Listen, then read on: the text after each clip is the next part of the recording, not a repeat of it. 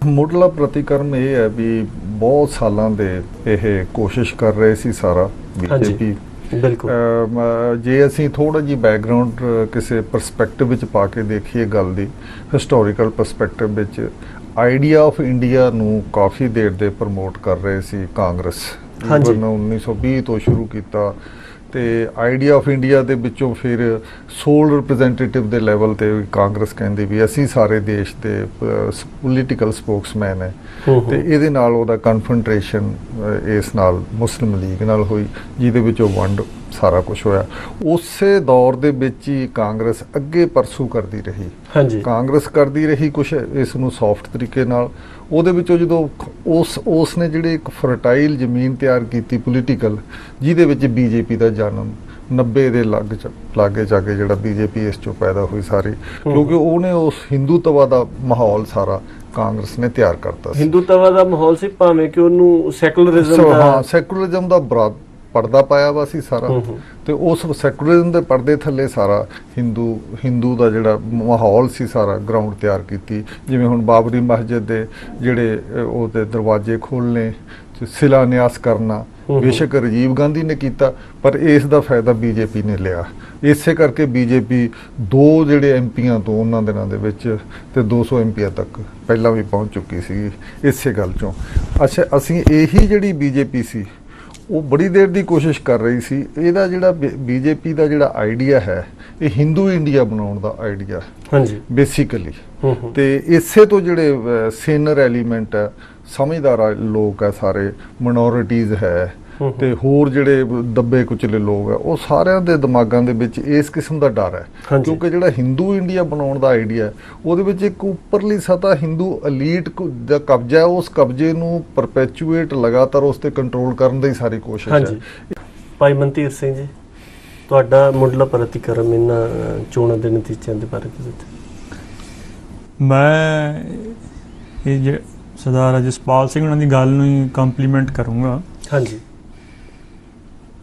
ਇਹ ਇਲੈਕਸ਼ਨ ਜਿਹੜੀ ਹਿੰਦੁਸਤਾਨ ਦੇ ਵਿੱਚ ਹੋਈ, ਇਹ ਹਿੰਦੁਸਤਾਨ ਦੇ ਇਲੈਕਸ਼ਨ ਲੜਨ ਵਾਲੇ ਲੀਡਰ ਵੀ ਤੇ ਉਹ ਤੇ ਕਮੈਂਟਰੀ ਕਰਨ ਵਾਲੇ ਬਹੁਤ ਸਾਰੇ ਜਿਹੜੇ ਰਾਈਟਰ ਵੀ, ਉਹ ਸਾਰੇ ਕਹਿੰਦੇ ਰਹੇ ਕਿ ਇਹ ਇਲੈਕਸ਼ਨ ਕੋਈ ਆਮ ਨਹੀਂ ਹੈ। ਮੇਰੇ ਮੁਤਾਬਕ ਇਹ ਇਲੈਕਸ਼ਨ ਖਾਸ ਇਸ ਕਰਕੇ ਸੀਗੀ ਕਿ ਆਈਡੀਆ ਆਫ ਇੰਡੀਆ ਕੰਟੈਸਟ ਹੋਇਆ ਇਹਦੇ ਵਿੱਚ। ਜਿਸ ਵੇਲੇ 1947 ਤੋਂ ਪਹਿਲਾਂ ਇਹ ਲਗਭਗ ਸਪਸ਼ਟ ਹੋ ਗਿਆ ਸੀਗਾ ਕਿ ਪਾਵਰ ਦੀ ਟ੍ਰਾਂਜੀਸ਼ਨ ਹੋਣੀ ਹੈ ਹਿੰਦੁਸਤਾਨ ਦੇ ਵਿੱਚ, ਉਸ ਵੇਲੇ ਇਹ ਤੈਅ ਹੋਣ ਲੱਗ ਗਿਆ ਸੀਗਾ ਕਿ ਹਿੰਦੁਸਤਾਨ ਭਵਿੱਖ ਦੇ ਵਿੱਚ ਕਿਵੇਂ ਦਾ ਬਣਨਾ। ਬਿਲਕੁਲ। ਇੱਕ ਸਕੂਲ ਆਫ ਥਾਟ ਇਹ ਸੀਗਾ ਕਿ ਇੱਕ ਹਿੰਦੂ ਨੇਸ਼ਨ ਬਣਨਾ ਚਾਹੀਦਾ। ਇੱਕ ਥੋੜੀ ਦੂ ਸੌਫਟ ਸੀਗੇ, ਉਹ ਕਹਿੰਦੇ ਵਿੱਚ ਸੈਕੂਲਰ ਜਿਹੜੀ ਸੋਸ਼ਲਿਸਟ ਕੰਟਰੀ ਚਾਹੀਦੀ ਆ, ਪਰ ਉਹ ਵੀ ਜਿਹੜੇ ਚਿੰਨ੍ਹ ਸੀਗੇ ਉਹ ਸਾਰੇ ਹਿੰਦੂਇਜ਼ਮ ਵਾਲੇ ਲੈ ਕੇ ਆਏ ਸੀ। ਪਰ 1947 ਦੇ ਵਿੱਚ ਜਿਹੜੇ ਲੋਕ ਸੈਕੂਲਰ ਤੇ ਸੋਸ਼ਲਿਜ਼ਮ ਦੇ ਰਾਹੀਂ ਹੌਲੀ ਹੌਲੀ ਸਟੈਪ ਬਾਈ ਸਟੈਪ ਇੰਡੀਆ ਨੂੰ ਇੱਕ ਹਿੰਦੂ ਨੇਸ਼ਨ ਵੱਲ ਲੈ ਕੇ ਆਉਣਾ ਚਾਹੁੰਦੇ ਸੀਗੇ, ਉਹ ਪ੍ਰਵੇਲ ਕਰ ਗਏ ਸੀਗੇ। ਹਾਂਜੀ, ਤੇ ਉਹ ਕੰਟੀਨਿਊ ਕੀਤੇ ਲਗਭਗ ਪਿਛਲੇ 60 ਸਾਲ। ਪਿਛਲੀ ਜਿਹੜੀ ਯੂਪੀਏ ਰੌਲਾ ਇੱਥੇ ਆ ਕੇ ਖੜ ਗਿਆ ਸੀਗਾ ਕਿ ਜਿਹੜੀ ਇਹ 60 ਸਾਲ ਦੇ ਵਿੱਚ ਉਹਨਾਂ ਨੇ ਇੱਕ ਨੇਸ਼ਨ ਖੜੀ ਕੀਤੀ ਆ, ਜਿਹਦੇ ਵਿੱਚ ਹਿੰਦੂ ਨੈਸ਼ਨਲਿਜ਼ਮ, ਵੈਸੇ ਕਾਂਗਰਸ ਨੇ ਜਿਹੜਾ ਇਹਨਾਂ ਦਾ ਏਜੰਡਾ ਸੀਗਾ ਗੁਪਤ, ਉਹ ਬਹੁਤ ਅਸਰਟਿਵ ਹੋ ਗਿਆ ਸੀਗਾ। ਹੁਣ ਇੰਡੀਆ ਇੱਥੇ ਆ ਗਿਆ, ਪਹੁੰਚ ਗਿਆ ਕਿ ਉਹਨਾਂ ਨੇ ਇੱਕ ਅਸਰਟਿਵ ਹਿੰਦੂ ਨੇਸ਼ਨ ਬਣਨਾ ਕਿ ਸੈਕੂਲਰਿਜ਼ਮ ਦੇ ਵਿੱਚ ਚੱਲਣਾ। ਇਸ ਗੱਲ ਦਾ ਨਤਾਰਾ ਇਸ ਇਲੈਕਸ਼ਨ ਨੇ ਕਰਨਾ ਸੀ। ਬਿਲਕੁਲ। ਤੇ ਜਿਹੜਾ ਇੰਡੀਆ ਦਾ ਲੋਕ ਹੈ, ਉਹਨਾਂ ਨੇ ਨਤਾਰਾ ਕਰ ਦਿੱਤਾ ਕਿ ਉਹ ਇੱਕ ਅਗਰੈਸਿਵ ਅਸਰਟਿਵ ਹਿੰਦੂ ਨੇਸ਼ਨ ਦੇ ਤੌਰ ਦੇ ਉੱਤੇ ਡਿਵੈਲਪ ਹੋਣਾ ਚਾਹੁੰਦੇ ਆ। ਤੇ ਜਿੱਤ ਤੋਂ ਬਾਅਦ ਜਿਸ ਤਰ੍ਹਾਂ ਦੀ ਕੈਬਨਿਟ ਚੁਣੀ ਗਈ ਹੈ, ਬਿਲਕੁਲ ਬੇਸ਼ੱਕ ਉਹਦੇ ਵਿੱਚ ਐਨਡੀਏ ਦੀਆਂ ਹੋਰ ਪਾਰਟੀਆਂ ਵੀ ਚੁਣੀਆਂ ਗਈਆਂ ਸੀ, ਜਿਸ ਤਰ੍ਹਾਂ ਮਿਨਿਸਟਰੀਜ਼ ਡਿਵਾਈਡ ਕੀਤੀਆਂ ਗਈਆਂ, ਜਿਹੜੀਆਂ ਕੀ ਮਿਨਿਸਟਰੀਜ਼ ਸੀਗੀਆਂ ਉਹ ਸਾਰੀਆਂ ਇੱਕ ਹਿੰਦੂਆਂ ਦੇ ਵੀ ਜਿਹੜਾ ਅੱਪਰ ਵਰਗ ਹੈ ਉਹਦੇ ਲਈ ਰਿਜ਼ਰਵ ਕਰ ਦਿੱਤੀਆਂ। ਉਹ ਤੋਂ ਮਤਲਬ ਇਹ ਕਲੀਅਰ 3 ਗੱਲਾਂ ਮੈਂ ਸਮਝਦਾ ਕਿ ਆਉਣ ਵਾਲੇ ਭਵਿੱਖ ਦੇ ਵਿੱਚ ਇਸ ਇਲੈਕਸ਼ਨ ਨੇ ਕਲੀਅਰ ਕਰ ਦਿੱਤੀਆਂ। ਇੱਕ ਕਿ ਇੰਡੀਆ ਦੇ ਵਿੱਚ ਇੱਕ ਅਗਰੈਸਿਵ ਅਸਰਟਿਵ ਹਿੰਦੂ ਨੈਸ਼ਨਲਿਜ਼ਮ ਜਿਹੜਾ ਉਹ ਦੀ ਥਾਟ ਅੱਜ ਦੀ ਘੜੀ ਲੋਕਾਂ 'ਚ ਪ੍ਰਵੇਲ ਕਰ ਰਹੀ ਹੈ, ਉਹਦੇ ਕਨਸੀਕੁਐਂਸਿਸ ਗਾਹਾਂ ਕਿਆ ਹੋਣੇ ਇਹ ਵੱਖ ਮਸਲਾ, ਬਟ ਅੱਜ ਇੱਕ ਲੋਕਾਂ ਨੇ ਇਸ ਗੱਲ ਦਾ ਫਤਵਾ ਦੇ ਦਿੱਤਾ। ਦੂਸਰੀ, ਇਹ ਇਲੈਕਸ਼ਨ ਜਿਹੜਾ ਇੰਡੀਆ ਦਾ ਇਕਨੋਮਿਕਲ ਅਲੀਟ ਹੈ ਤੇ ਉੱਪਰ ਮੱਧ ਵਰਗ ਹੈ, ਉਹਦੇ ਹਿਸਾਬ ਦੇ ਨਾਲ ਇਹ ਜਿਹੜੀ ਗਵਰਨਮੈਂਟ ਹੈ ਬਿਜ਼ਨਸ ਫਰੈਂਡਲੀ ਵੀ ਹੋਏਗੀ। ਇਸ ਕਰਕੇ ਆਮ ਲੋਕਾਂ ਦੀ ਐਕਸਪਲੋਇਟੇਸ਼ਨ ਤੇ ਜਿਹੜੇ ਨੈਚੁਰਲ ਰਿਸੋਰਸਸ ਹੈ ਉਹਨਾਂ ਦੀ ਐਕਸਪਲੋਇਟੇਸ਼ਨ ਵੀ ਉਹ ਆਪਟੀਮਮ ਮੈਕਸਿਮਾਈਜ਼ ਵੱਲ ਹੋਣ ਵੱਲ ਜਾਣੀ। ਬਿਲਕੁਲ। ਤੇ ਥਰਡ, ਇੱਥੇ ਜਿਹੜਾ ਰੂਲ ਆਫ ਲਾਅ ਥੋੜਾ ਬਹੁਤ ਵੀ ਸੀਗਾ ਉਹ ਵੀ ਨਹੀਂ ਬਚਣਾ ਹੈ, ਕਿਉਂਕਿ ਇੰਡੀਆ ਦੇ ਵਿੱਚ ਜਿਹੜਾ ਬੀਜੇਪੀ ਆਪਣੇ ਆਪ ਦੇ ਵਿੱਚ ਇੱਕ ਹਿੰਦੂ ਨੈਸ਼ਨਲਿਸਟ ਫੇਸ ਸੀਗੀ, ਪਰ ਉਹਦੇ ਵਿੱਚੋਂ ਵੀ ਆਮ ਲੋਕਾਂ ਨੇ ਮੋਦੀ ਨੂੰ ਚੁਣਿਆ ਕਿਉਂਕਿ ਉਹਦੀ ਇਮੇਜ ਇੱਕ ਸਟਰੋਂਗ ਅਥਾਰਟੇਟਿਵ ਲੀਡਰ ਦੀ ਸੀ, ਉਹਦੇ ਅਨੁਕੂਲ ਹੋਵੇ। ਤੇ ਇਹਦੇ ਵਿੱਚ ਫਿਰ ਇੱਕ ਇਹਦੇ ਵਿੱਚ ਮੋਟੀ ਗੱਲ ਇਹ ਹੈ ਵੀ ਜਿਹੜੀ ਸਾਡੀ ਖਾਸ ਕਿਸਮ ਦੀ ਡਾਇਵਰਸਿਟੀ ਹੈ, ਭਿੰਨਤਾ ਹੈ, ਪਲੂਰਲਿਜ਼ਮ ਹੈ ਕੰਟਰੀ ਦਾ, ਉਸ ਨੂੰ ਬਹੁਤ ਵੱਡਾ ਖਤਰਾ ਹੈ। ਉਸ ਨੂੰ ਵੱਡਾ ਚੈਲੰਜ ਪਲੂਰਲਿਜ਼ਮ ਨੂੰ ਹੈ। ਪਹਿਲੇ ਵੀ ਕਾਫੀ ਲੈਵਲ ਤੇ ਜਿਹੜਾ ਇਸ ਕੰਟਰੀ ਦੀ ਡਾਇਵਰਸਿਟੀ ਸੀ ਉਹਦੀ ਸੈਲੀਬ੍ਰੇਸ਼ਨ, ਉਹਦੀ ਪ੍ਰਫੁੱਲਤਾ ਹੋਣੀ ਚਾਹੀਦੀ ਸੀ, ਹੋਈ ਨਹੀਂ।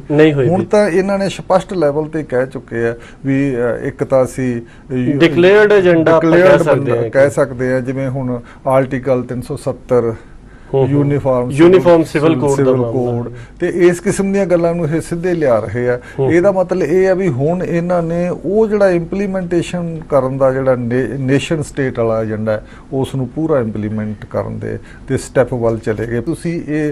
ਤੁਸੀਂ ਡਾਇਵਰਸਿਟੀ ਦੀ, ਪਲੂਰਲਿਜ਼ਮ ਦੀ ਸੈਲੀਬ੍ਰੇਸ਼ਨ ਕਰੋ, ਉਹ ਤੁਸੀਂ ਕਨਫੈਡਰੇਸ਼ਨ ਦੇ ਇਸ ਮਾਡਲ ਤੇ ਜਾਓ ਤਾਂ ਕਿ ਜੇ ਤੁਸੀਂ ਚਿਰ ਸਥਾਈ ਇੱਥੇ ਸਟੇਬਿਲਿਟੀ ਲਿਆਉਣੀ ਹੈ, ਜਦ ਕਿ ਰੁਝਾਨ ਜਿਹੜੇ ਹੁਣ ਸਾਹਮਣੇ ਆ ਰਹੇ ਅੱਜ ਬਿਲਕੁਲ ਉਲਟਾ ਦੁਨੀਆ ਦੇ ਵਿੱਚ ਆ ਰਿਹਾ, ਕਿਉਂਕਿ ਨੇਸ਼ਨ ਸਟੇਟ ਜਿਹੜੀਆਂ ਰੱਖੀਆਂ ਗਈਆਂ ਉਹਨਾਂ ਦੀਆਂ ਆਪਣੀਆਂ ਪ੍ਰੋਬਲਮਾਂ ਬਹੁਤ ਆ ਗਈਆਂ।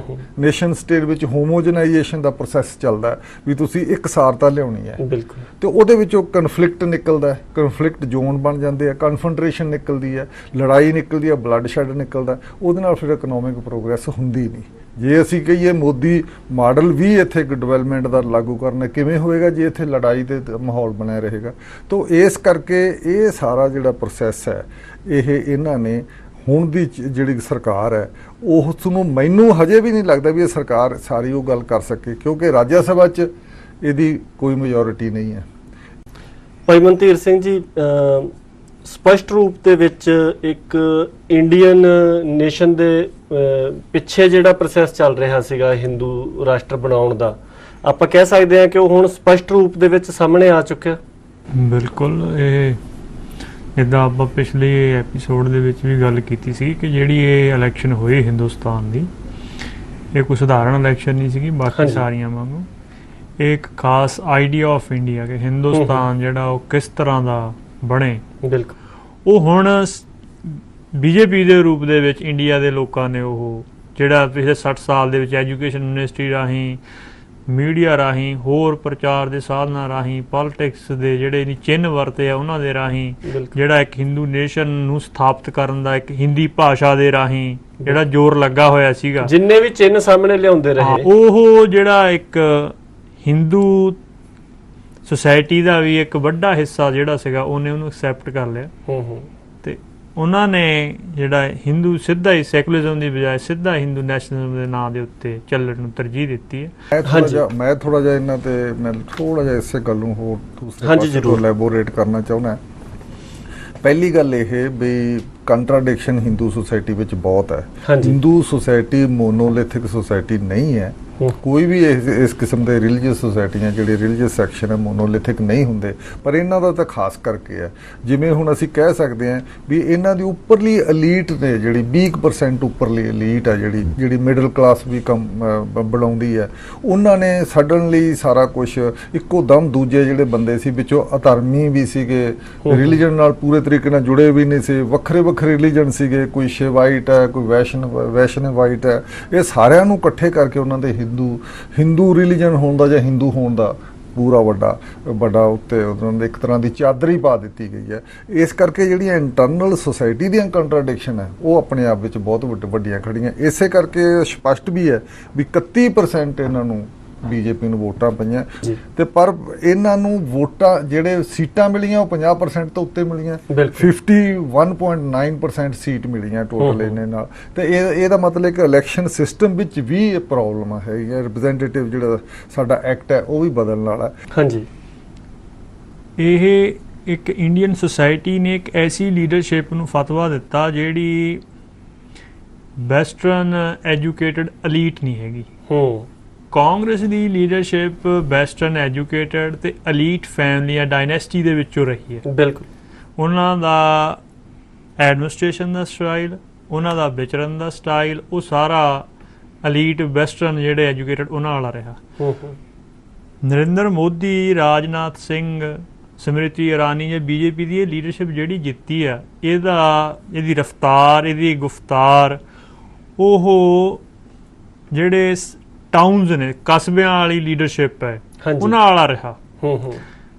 ਨਰਿੰਦਰ ਮੋਦੀ ਦੇ ਭਾਸ਼ਣ ਜਿਹੜੇ ਤੁਸੀਂ ਸੁਣੋਗੇ, ਉਹ ਚੰਗੀ ਸੁਸਾਇਟੀ ਦੇ ਵਿੱਚ ਇੱਕ ਲੋਕੈਲਿਟੀ ਦੇ ਲੀਡਰ ਤੋਂ ਵੱਧ ਮੈਚਿਓਰਿਟੀ ਵਾਲੇ ਨਹੀਂ ਸੀਗੇ, ਜਿਹਨਾਂ ਨੂੰ ਇਤਿਹਾਸਕ ਗਲਤੀਆਂ, ਪਾਲਿਸੀ ਪ੍ਰਤੀ ਬਿਲਕੁਲ ਠੀਕ ਹੈ ਜਿਹੜੀਆਂ ਮਤਲਬ ਅਸਪਸ਼ਟਤਾ ਬੜੀ ਨਜ਼ਰ ਆਈ।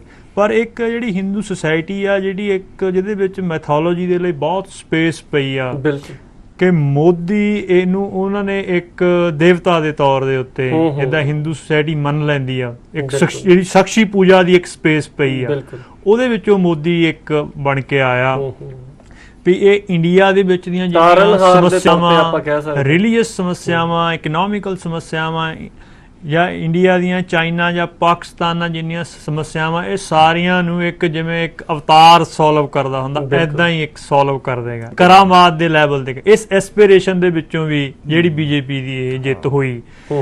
ਬਟ ਹੁਣ ਦੇਖਣ ਵਾਲਾ ਮਸਲਾ ਇਹ ਬਣਦਾ ਕਿ ਜਿੱਥੇ ਇਹ ਇੱਕ ਕਲਚਰਲੀ ਜਾਂ ਰਿਲੀਜੀਅਸਲੀ ਕੰਜ਼ਰਵੇਟਿਵ ਥਾਟ ਨੇ ਇਹਨੂੰ ਜਿੱਤ ਦਿੱਤੀ ਹੈ, ਪਰ ਨਾਲ ਹੀ ਨਾਲ ਜਿਹੜਾ ਮੋਦੀ ਦਾ ਸਾਰਾ ਕੈਂਪੇਨ ਹੈ ਜਾਂ ਉਭਾਰ ਹੈ, ਉਹ ਸਾਰਾ ਕਾਰਪੋਰੇਟ ਸੈਕਟਰ ਦਾ ਬਹੁਤ ਵੱਡਾ ਹੱਟ। ਕਾਰਪੋਰੇਟ ਸੈਕਟਰ ਨੂੰ ਜੇ ਇੱਥੇ ਕੋਈ ਬਲੱਡ ਸ਼ੈਡ ਹੁੰਦੀ ਆ ਜਾਂ ਕੁਝ ਇੱਥੇ ਅਸ਼ਾਂਤੀ ਹੁੰਦੀ ਆ, ਉਹ ਸੂਟ ਨਹੀਂ ਕਰੇਗਾ ਉਹਨਾਂ ਨੂੰ। ਦੇਖੋ, ਬਹੁਤ ਸਾਰੀ ਸੰਭਾਵਨਾ, ਇੱਕ ਬੜਾ ਵੱਡਾ ਹਿੰਦੁਸਤਾਨ ਦਾ ਖਿੱਤਾ ਆ ਜਿਹੜਾ ਇਸ ਵਕਤ ਨਕਸਲ ਪ੍ਰਭਾਵਿਤ ਹੈ, ਤੇ ਉੱਥੇ ਕਾਰਪੋਰੇਟ ਜਗਤ ਦੇ ਸਿੱਧੇ ਇੰਟਰਸਟ ਨੇ। ਨਹੀਂ, ਮੈਂ ਉਹੀ ਕਹਿਣ ਲੱਗਾ ਕਿ ਉਹ ਤੇ ਪਹਿਲਾਂ ਅਜੇ ਓਪੀਨੀਅਨ ਬਿਲਡਿੰਗ ਦਾ ਕੰਮ ਹੋਏਗਾ। ਜਿੱਦਾਂ ਸਭ ਤੋਂ ਪਹਿਲਾਂ ਕਾਰਪੋਰੇਟ ਵਰਲਡ ਦਾ ਇੰਟਰਸਟ ਉੱਥੇ ਆ ਜਿੱਥੇ ਨਕਸਲਵਾੜੀ ਹੈ। ਕਾਰਪੋਰੇਟ ਦਾ ਇੰਟਰਸਟ ਉਹਨਾਂ ਐਕਟਸ ਦੇ ਉੱਤੇ ਆ, ਜਿਵੇਂ ਫੂਡ ਸਿਕਿਉਰਿਟੀ ਐਕਟ ਸੀਗਾ, ਨਰੇਗਾ ਸੀਗਾ, ਜਾਂ ਜਿਹੜਾ ਲੈਂਡ ਐਕੁਜੀਸ਼ਨ ਵਾਲਾ ਨਵਾਂ ਐਕਟ ਬਣਿਆ ਸੀ, ਜਿਹਦੇ ਵਿੱਚ ਇਹ ਸਭ ਤੋਂ ਪ੍ਰੋਬਲਮੈਟਿਕ ਸੀਗੇ। ਪਹਿਲਾਂ ਇਹ ਅੰਡੂ ਹੋਣਗੇ। ਤੇ ਜਿੱਦਾਂ ਉੱਥੇ ਜਿਹੜੀ এনवायरमेंट ਦੇ ਸਾਰੇ ਇਸ਼ੂ ਸੀਗੇ, ਜਿਹਦੇ ਕਰਕੇ এনवायरमेंट ਮਿਨਿਸਟਰੀ 160-70 ਪ੍ਰੋਜੈਕਟ ਰੁਕੇ ਹੋਏ ਸੀਗੇ।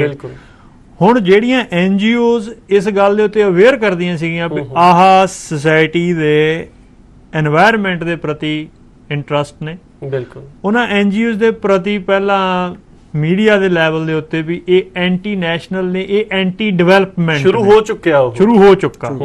ਪਹਿਲਾਂ ਇਸ ਲੈਵਲ ਤੇ ਗੱਲ ਬਣੇਗੀ, ਇਹ ਪਬਲਿਕ ਓਪੀਨੀਅਨ ਹੋਏਗਾ, ਕ੍ਰਸ਼ ਦੈਮ, ਦੈਨ ਜਿਹੜੀ ਗਵਰਨਮੈਂਟ ਉਧਰ ਜਾਏਗੀ। ਨਹੀਂ, ਫਸਟ ਪ੍ਰਾਇੋਰਟੀ ਇਹਨਾਂ ਦੀ ਜਿਹੜੀ ਹੈਗੀ ਆ, ਉਹ ਇਸ ਵਕਤ ਆਪਣੇ ਏਜੰਡੇ ਨੂੰ ਸਹਿਜੇ ਲਾਗੂ ਕਰਨ ਦੀ ਹੋਣੀ। ਅਜੇ ਕਨਸੈਂਟਰੇਸ਼ਨ ਇਹ ਨਹੀਂ ਹੈ ਕਿ we are on war directly physical. ਪਹਿਲਾਂ ਪਬਲਿਕ ਓਪੀਨੀਅਨ ਤੇ ਜੋ ਕੁਝ ਪਹਿਲਾਂ ਜਿਹੜਾ ਹੋਇਆ ਉਹਨੂੰ ਅਨਡੂ ਕਰਨ ਲਈ ਕੋਸ਼ਿਸ਼ਾਂ ਹੋਣਗੀਆਂ। ਜਿਹੜਾ ਬਲੱਡ ਸ਼ੈਡ ਹੈ ਉਹ ਅਜੇ, ਜਾਂ ਜਿੱਦਾਂ ਆਪਾਂ ਸਾਰੇ ਮਿਨੋਰਟੀਜ਼ ਵਾਲੇ ਫਿਕਰਮੰਦ ਹੈ, ਉਹ ਅਜੇ ਫਸਟ ਸਟੈਪ ਤੇ ਸ਼ਾਇਦ ਨਹੀਂ ਹੋਏਗਾ।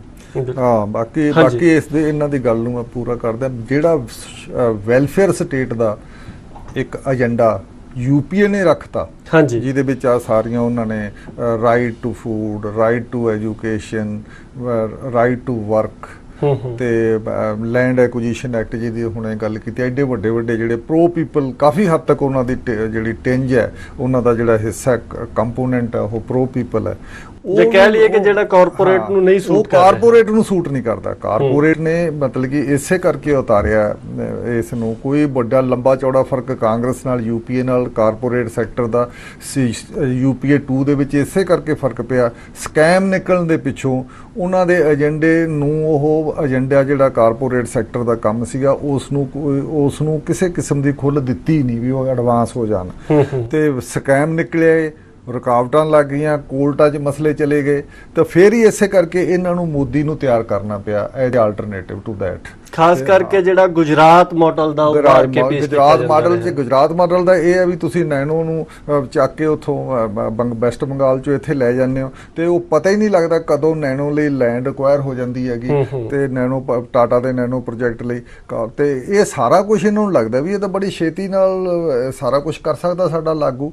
ਇੱਥੇ ਕੋਈ এনवायरमेंट ਕਲੀਅਰੈਂਸ ਕੋਈ ਹੋਰ ਸਾਰਾ ਲੈਂਡ ਐਕੁਜੀਸ਼ਨ ਦਾ ਕੋਈ ਕਿਸਮ ਦਾ ਡਿੱਕਾ ਸਾਨੂੰ ਨਹੀਂ ਲੱਗਿਆ। ਇਸ ਕਰਕੇ ਇਹਨੂੰ ਲੱਗਿਆ ਵੀ ਮੋਦੀ ਮਾਡਲ ਕਾਰਪੋਰੇਟ ਸੈਕਟਰ ਨੂੰ ਲੱਗਿਆ ਵੀ ਇਹ ਠੀਕ ਹੈ, ਇਸ ਜਿਹੜਾ ਅਸੀਂ ਚਾਹਾਂਗੇ ਉਹ ਕਰ ਸਕਾਂਗੇ। ਪਰ ਇੱਥੇ ਵੀ ਰੁਕਾਵਟਾਂ ਪੈਣਗੀਆਂ ਕਿਉਂਕਿ ਸਾਰੀ ਵੈਲਫੇਅਰ ਸਟੇਟ ਦੇ ਇੱਕ ਸਟਰਕਚਰ ਤੇ ਫਰੇਮਵਰਕ ਨੂੰ ਅਨਡੂ ਕਰਨਾ ਜਾਂ ਉਹਨੂੰ ਪਿੱਛੇ ਸੁੱਟਣਾ ਤੇ ਫਿਰ ਜਾ ਕੇ ਕਿਤੇ ਮੋਦੀ ਦਾ ਜਿਹੜਾ ਏਜੰਡਾ ਲਾਗੂ ਹੋਊਗਾ। ਇਹ ਵੀ ਇੱਕ ਪ੍ਰੋਸੈਸ ਹੈ, ਦੇਖਿਆ ਜਾਏਗਾ ਕਿਸ ਤਰ੍ਹਾਂ ਕਰੇਗਾ। ਬਿਲਕੁਲ, ਜਿਸ ਤਰ੍ਹਾਂ এনवायरमेंटल ਡਿਸਟਰਕਸ਼ਨ ਦਾ ਜੇ ਦੇਖਿਆ ਜਾਵੇ ਤਾਂ ਇੱਕ ਬੜਾ ਵੱਡਾ ਮਸਲਾ ਹੈਗਾ ਆ ਤੇ ਜਿਹੜੀ NGOs ਵਾਲੀ ਗੱਲ ਆਈ ਬੀਤੇ ਦਿਨੀ ਇੱਕ IB ਦੀ ਰਿਪੋਰਟ ਵੀ ਸਾਹਮਣੇ ਆਈ ਹੈ ਜਿਹਦੇ ਵਿੱਚ ਇਹ ਗੱਲ ਉਭਾਰ ਕੇ ਸਾਹਮਣੇ ਪੇਸ਼ ਕੀਤੀ ਗਈ ਆ ਔਰ ਜਿਸ ਤਰ੍ਹਾਂ ਸਰਦਾਰ ਮਨਤੀਰ ਸਿੰਘ ਹੁਣਾਂ ਨੇ ਕਿਹਾ ਕਿ ਉਹ ਸਾਰਾ ਪ੍ਰੋਸੈਸ ਇੱਕ ਜਿਹੜਾ ਆ ਉਹ ਲਗਭਗ ਆਪਾਂ ਨੂੰ ਲੱਗ ਰਿਹਾ ਕਿ ਸ਼ੁਰੂ ਹੋ ਚੁੱਕਾ ਹੈ। ਸ਼ੁਰੂ ਹੋ ਚੁੱਕਿਆ।